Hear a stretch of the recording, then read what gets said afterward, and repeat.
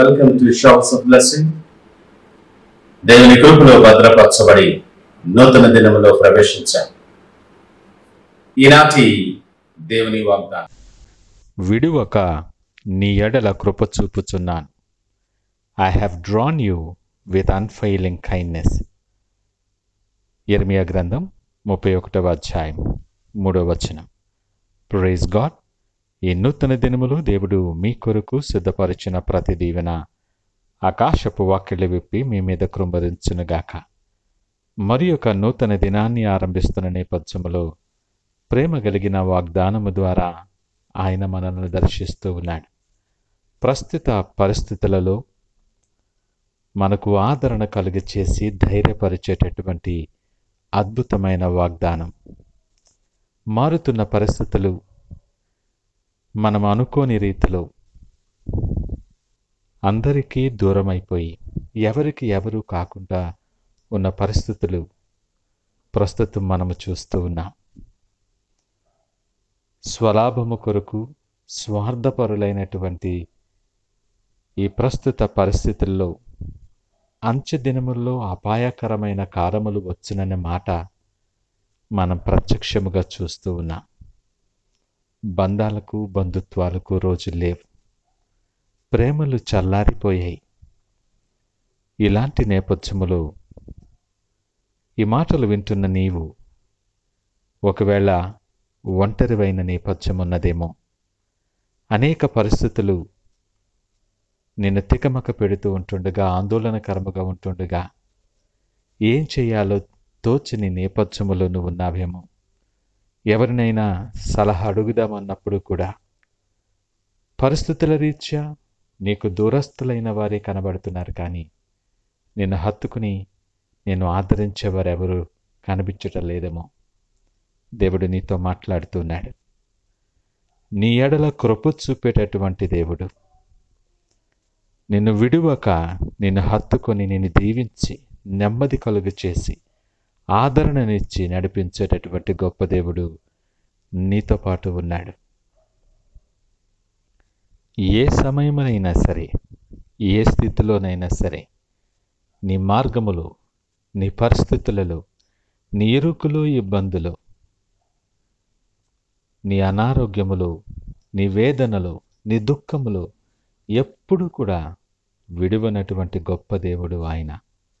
వాగ్దానము చేసినవాడు నమ్మదగినవాడు. ప్రతి పరిస్థితికి చాలిన దేవుడు ఆయన. ఆయన సన్నిధి నీలో ఎప్పటికీ ఉంటుంది అని వాగ్దానము చేస్తూ ఉన్నాడు ఆయన. ఇశ్రాయేలును కాపాడువాడు కొనుకడు నిద్రపోడు. ఈ ఉదయకాలం వాగ్దానమిచ్చి నీకు ఆదరణ కలుగు చేసి నీతో మాట్లాడుతున్న దేవుడు కూడా నిన్ను విడువను ఎడబాయను అని మాట్లాడుతున్నాడు. నీ ఎడల కృప కలిగిన వాడే కృప వెంబడి కృపని జీవితంలో కృంభరించాలని ఆయన ఆశపడుతూ ఉన్నాడు. ప్రతి పనిలో నీ క్షేమాన్ని కోరుకునే దేవుడు. నీకు విరోధముగా ఉన్న ఏ ఆయుధమును వర్ధిల్లకుండా ఆయన సన్నిధి నిత్యము నీతో ఉంచి నీవు పోరాడాల్సిన పని లేకుండా నీ పక్షముగా ఆయనే యుద్ధము చేసే గొప్ప దేవుడు ఆయన. ఈ నూతన దినం ఆ గొప్ప దేవుని సన్నిధి నీతో ఉంటుండగా, గొప్ప దేవుడు నీ హృదయాన్ని తట్టుచూ ఉంటుండగా, మనము సిద్ధపడిన వారమై హృదయ కవాటములు ఆయన కొరకు తెలవగలమా? ఆయన దగ్గరకు వచ్చు వారిని ఎంతమాత్రము త్రోసివేయడు. ఈ ఉదయకాలపు వాగ్దానం నీలో స్ఫూర్తిని నింపాలి, నిన్ను ధైర్యాన్ని కలుగు చేయాలి. ఎవరు నిన్ను విడిచినా, ఎవరు నీతో ఉన్నా, ఎవరు లేకపోయినా నిన్ను విడువక నిన్ను హత్తుకొని నిన్ను ప్రేమించి ఆదరించి నీ ఎడల కృప వెంబడి కృప కురంభరించే దేవుడు ఈ ఉదయకాలం మనతో మాట్లాడుతున్నాడు.